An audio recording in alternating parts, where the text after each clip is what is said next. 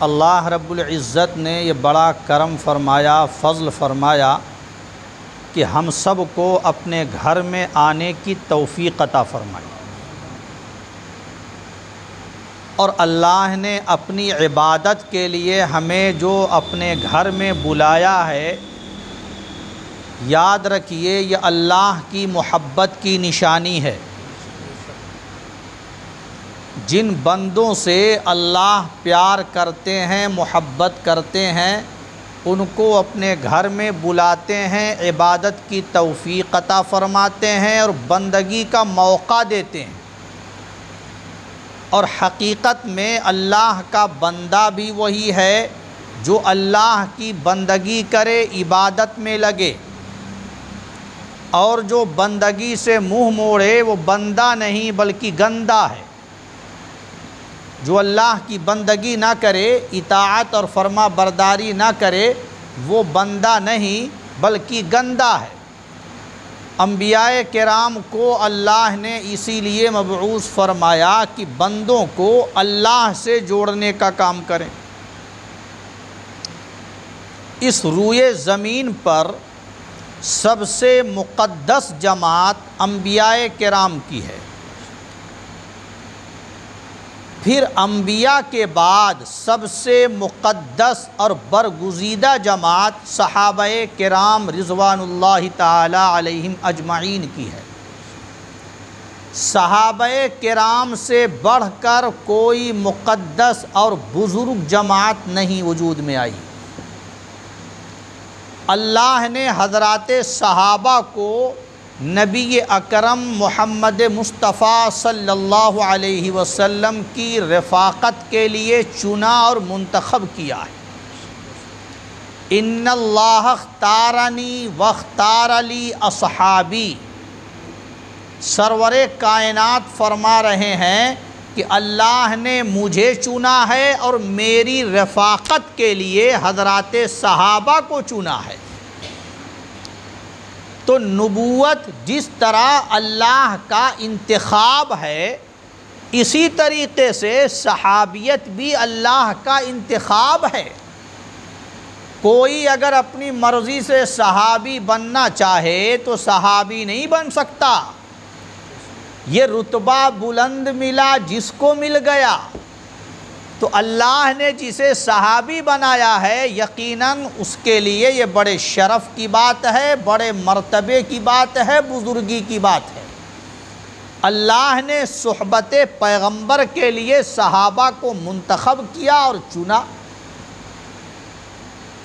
صحبت سے صحابی بنتا ہے۔ جس طرح سے آدمی قرآن پاک کا حفظ کرے تو حافظ بنتا ہے، حدیث کا علم حاصل کرے محدث بنتا ہے، تفسیر کا علم حاصل کرے تو مفسر بنتا ہے، دین کا علم حاصل کرے تو عالم دین بنتا ہے۔ اسی طرح نبی کی صحبت سے آدمی صحابی بنتا ہے۔ نبی کے دور میں صحابہ تھے، نبی کی مجلس میں بیٹھنے والے صحابہ تھے۔ اب جب نبی دنیا سے رخصت ہو گئے تو اب کوئی صحابی بھی نہیں، اب کوئی صحابی نہیں بن سکتا۔ اس وقت آدمی محنت کرے تو محنت کر کے، کوشش کر کے مفسر بن سکتا ہے، اللہ نے اسے اختیار دیا ہے۔ کوشش کرے تو محدث بن سکتا ہے، کوشش کرے تو حافظ قرآن بن سکتا ہے۔ آپ بتائیے حافظ قرآن ہو رہے ہیں کہ نہیں ہو رہے ہیں؟ آپ کے قرب و جوار میں مدارس ہیں، مدارس میں اللہ کے فضل و کرم سے قرآن کے حفظ کرنے والے بے شمار بچے مل جائیں گے، علم دین حاصل کرنے والے بہت سارے عالم دین اور علماء کرام مل جائیں گے۔ لیکن کیا کوئی اب صحابی بھی بن سکتا ہے؟ صحابی نہیں بن سکتا۔ صحابیت کا دروازہ بند ہو چکا ہے۔